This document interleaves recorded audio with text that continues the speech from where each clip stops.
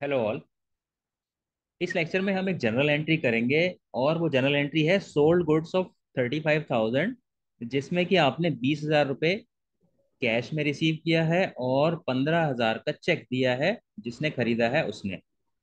तो देखो, यहाँ पे क्या है, कैश भी मिल रहा है और चेक से पेमेंट भी मिल रहा है। ठीक है।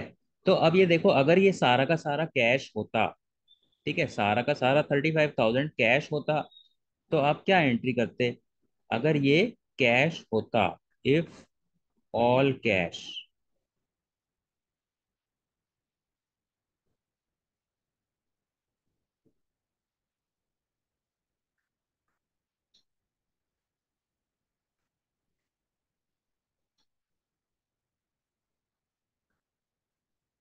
इफ ऑल कैश है तो क्या एंट्री होती? सीधे सीधे हम कर देते cash account debit to sales account 35,000। ठीक है। तो अगर सारा कैश होता तो हम सारा का सारा कैश में डाल देते।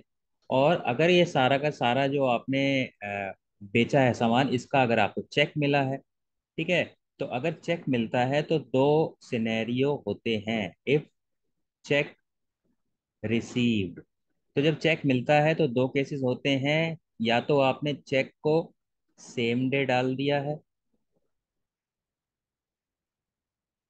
ठीक है, या फिर आपने उस चेक को किसी और दिन डिपॉजिट किया है, डिपॉजिटेड अनदर डे।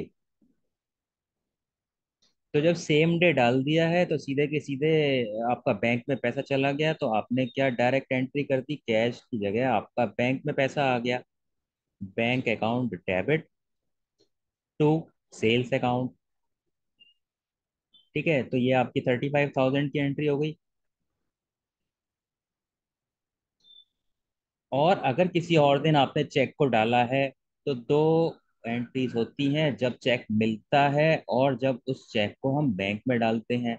तो व्हेन चेक रिसीव, तो जब चेक मिलेगा तो आप क्या है, एक नए नाम से अकाउंट खोल देते हो, चेक इन हैंड।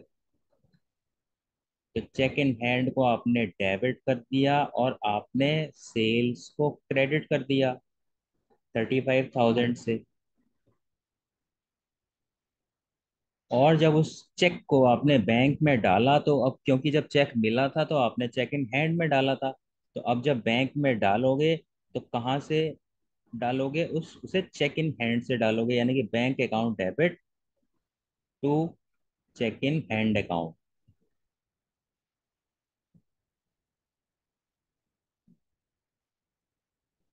ठीक है, ये एंट्री हो जाएगी। तो यानी कि जब चेक मिलता है तो दो केस होते हैं, या तो उसको सेम डे डाल दिया, सेम डे अगर बैंक में डाल दिया, ठीक है, तो डायरेक्टली हम बैंक से एंट्री कर देते हैं। और अगर कुछ भी नहीं दिया हुआ, आगे किसी ट्रांजैक्शन में नहीं लिखा हुआ कि ये इस दिन बैंक में डाला है ये वाला चेक, ठीक है, तो हम उसको ये मानेंगे कि सेम डे डाल दिया है। अगर क्वेश्चन में किसी और ट्रांजैक्शन में ये लिखा हुआ है कि एक अलग डेट पे इस चेक को हमने बैंक में डाला है, तो फिर हम ये वाला जो दूसरा मेथड है इसको फॉलो करेंगे। जब चेक मिलेगा तो हम चेक इन हैंड में डालेंगे, और जब उसको बैंक में डालेंगे किसी और दिन, तो bank account debit to cheque in hand करेंगे।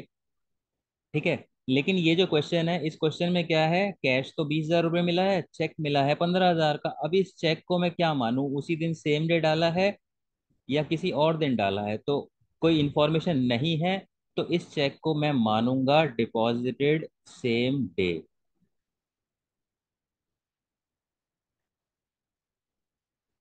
ठीक है। और जर्नल का फॉर्मेट तो आपको पता ही है। जर्नल ऑफ, जिसका भी जर्नल आप बना रहे हो, यहाँ पे डेट, पर्टिकुलर्स, एलएफ। एलएफ का मतलब लेजर के अंदर इस एंट्री को आप किस पेज पे पोस्ट करोगे, डेबिट रुपीज और क्रेडिट रुपीज। तो अब ये देखो, आपने 35,000 रुपये की सेल की है, तो सेल करी है आपने 35,000 रुपये की, तो सीधे सीधे टू सेल्स अकाउंट क्रेडिट हो जाएगा 35,000 से। ठीक है। और उस 35,000 रुपये के अंदर जो 20,000 है आपको कैश मिला है, तो हमें क्या करना है, कैश अकाउंट को डेबिट करना है। क्यों? क्योंकि कैश मिला है। 20,000 रुपये, तो कैश को डेबिट कर दिया 20,000 रुपये। अब जो चेक मिला है, चेक अगर किसी और दिन डिपॉजिट होता तो मैं इसको चेक इन हैंड में डालता, लेकिन कोई इन्फॉर्मेशन नहीं है, तो मैं यही मानूंगा कि इस चेक को सेम डे बैंक में डाल दिया है। तो जब सेम डे बैंक में डाल दिया है तो मैं क्या करूंगा, यहाँ पे डायरेक्टली मैं लिख दूंगा बैंक अकाउंट डेबिट 15,000। ठीक है। तो इस तरीके से हम इसकी एंट्री बना लेंगे। और ये जो मैंने नीचे बताया था, ये आपको एक्स्ट्रा बता दिया, आपको कंसेप्ट क्लियर होना चाहिए, और जब आपको कंसेप्ट क्लियर होगा तो आप इस एंट्री को बहुत इजीली बना पाओगे। और नरेशन क्या लिखते हैं, बीइंग लिख के जो आपका क्वेश्चन है वो लिख दो, being sold goods of 35,000 and 20,000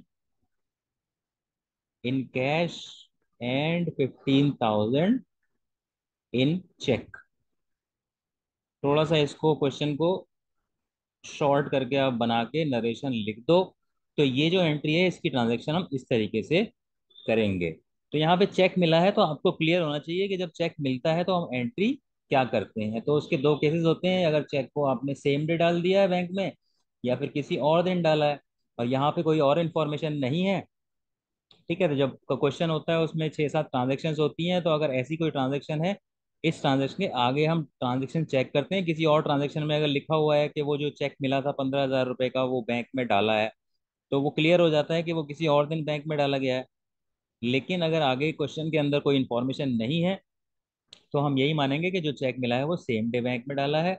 और जब सेम डे आप बैंक में डालोगे तो आपने क्या करना है, आपने बैंक को डेबिट करना है।